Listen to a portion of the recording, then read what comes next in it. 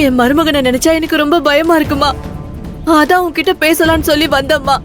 அம்மா, குளுக்கோஸ் எல்லாம் ஏத்திருக்காங்களாமே, வேற ஒண்ணும் பிரச்சனை இல்லலம்மா. அவருக்கு நீங்க போன் பண்ணீங்களா? ஐயோ, என்ன அதிமா இப்படி கேக்குற?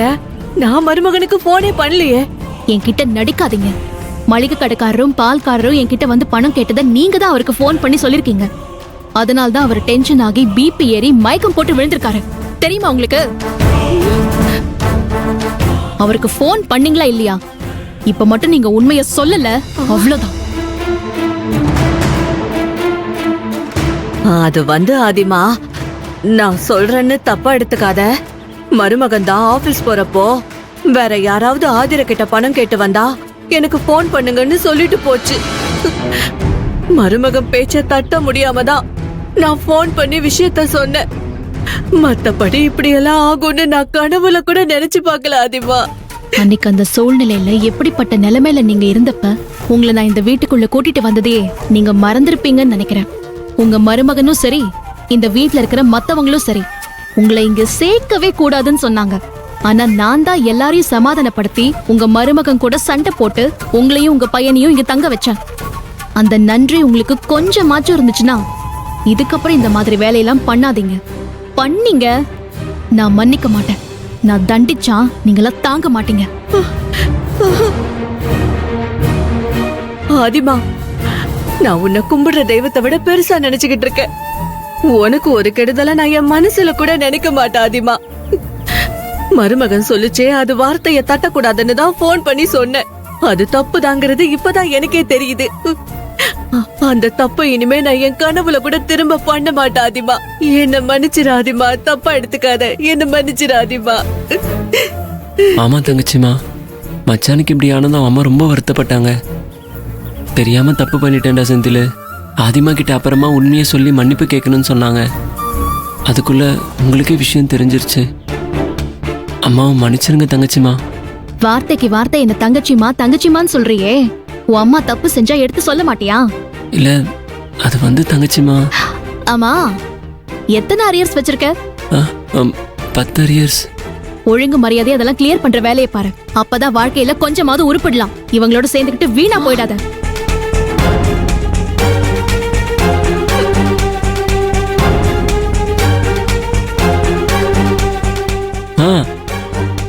என்னம்மா இவ இப்படி மிரட்டிட்டு போறா? அவ கடக்கறா. இவளை விட பெரிய பெரிய ஆளுங்க மிரட்டலுக்கே நான் பயப்படல. இவளுக்கா நான் பயப்படுவேன்? இப்பதான் நான் என் ஆட்டத்தையே ஆட ஆரம்பிச்சிருக்கேன். அதுக்குள்ள முடிச்சுக்கோங்கன்னு சொல்றா. எப்படி நான் முடிப்பேன்?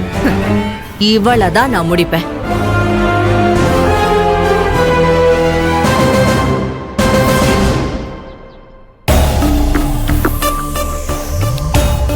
டாடி, டாடி, ஒரு முக்கியமான விஷயம் டாடி. நீ சுமார் நான் தான் டாடி. இல்ல, நான் தான் சொல்லுவேன், நீ சும்மா. டேய் குமரா, கொஞ்சம் அமைதியா இரு. வேலை சொல்லட்டும். என்னடா டாடி, ஒரு குட் நியூஸ். அட போடா. என்ன டாடி குட் நியூஸ்னு சொல்ற? அத சந்தோஷமா கேட்காம இப்படி ஒரேடியா அழட்டிக்கிறீங்க. ஆமாண்டா, நீ குட் நியூஸ்னு சொல்றப்ப கேட்கறதுக்கு நல்லதா இருக்கு, சந்தோஷமாவும் இருக்கு. ஆனா அந்த சந்தோஷம் ரொம்ப நாளைக்கு நீடிக்க மாட்டேங்குதே. அடுத்த நிமிஷமே அது பேட் நியூஸாவும் சேட் நியூஸாவும் மாறிடுது. பின்ன அழுத்துக்காம என்ன பண்ண சொல்ற? இல்ல டாடி, இது இதுக்கு முன்னாடி சொன்ன குட் நியூஸ் மாதிரி இல்ல. இது நமக்கு லைஃப் லாங் குட் நியூஸா இருக்க போகுது. அப்படியா? என்ன சொல்லு. ஒரு நிமிஷம் டாடி. மம்மி, ஏன் அங்கேயே நின்னுட்டு இருக்க? இங்க வா. டாடி குட் நியூஸ கேக்குறாரோ இல்லையோ, நீ தான் முதல்ல கேட்கணும். இங்க வா. மம்மி, இது உன் அருமை புள்ள பிரபுவை பத்தின நியூஸ். உன் பாசக்கார பிரபுவை பத்தி இன்னைக்கு அப்டேட்டா ஒரு பிரேக்கிங் நியூஸ் இருக்கு. அது தெரிஞ்சுக்கணும்னா இங்க வா.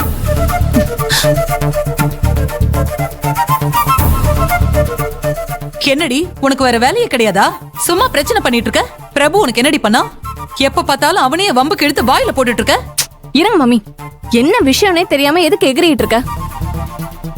நீ நினைக்கிற மாதிரி நான் ஒண்ணு பிரபு வம்புக்கெல்லாம் இருக்கல. அவனோட மரியாதைக்குரிய மாமியார் இருக்காளே அந்த மனோகரி, அவதான் உன் அருமை புள்ளைக்கு எதிரா 7.5 எழுத்து விட்டுருக்கா. என்ன இருந்தாலும் மனோகரி பயங்கரமான ஆளுதான்.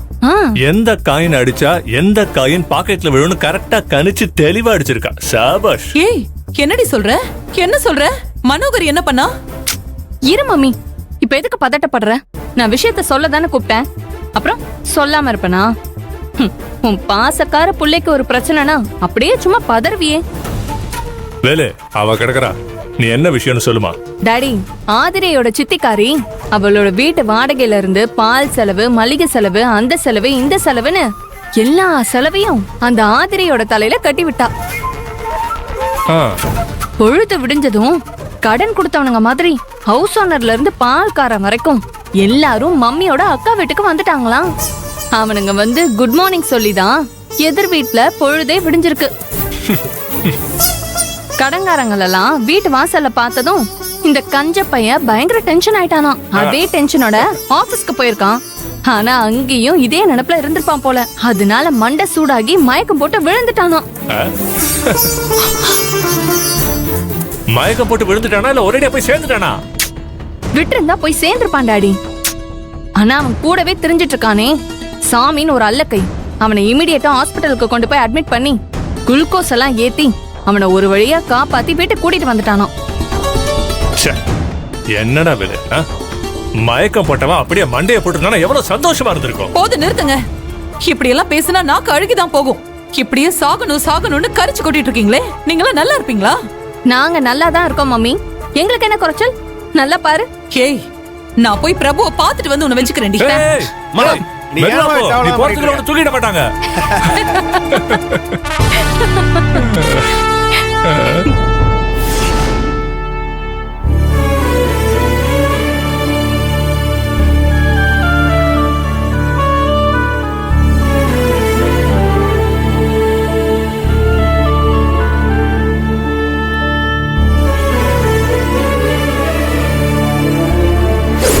மளிகை கடைக்கும் பாலுக்கும் 2 மாசமா மனோகரி பணமே குடுக்கலையாம்.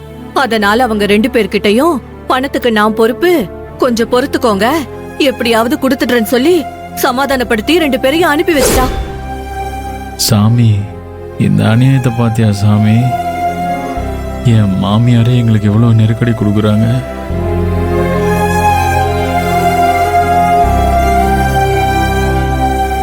அவங்க வீட்டு வாடகை, மளிகை செலவு, பால் காசு, கரண்ட் பில்லு, அப்படி இப்படின்னு எல்லா செலவுக்கும் ஆதர்கிட்ட பணத்தை வாங்கிக்க சொல்லி ஒவ்வொருத்தரையா அனுப்பி வச்சிட்டு இருக்காங்க. ஆதர் அவங்க எல்லாருக்கும் எப்படா பணம் கொடுப்பா? நீ ஏன் சொல்றா சாமி? இப்படி எல்லாரும் அந்த ஆதர்கிட்ட பணத்தை கேட்டா ஆதரை என்ன பண்ணும்? அவ என்கிட்ட தானே பணத்தை கேட்பா. என்னால் எப்படி கொடுக்க முடியும்?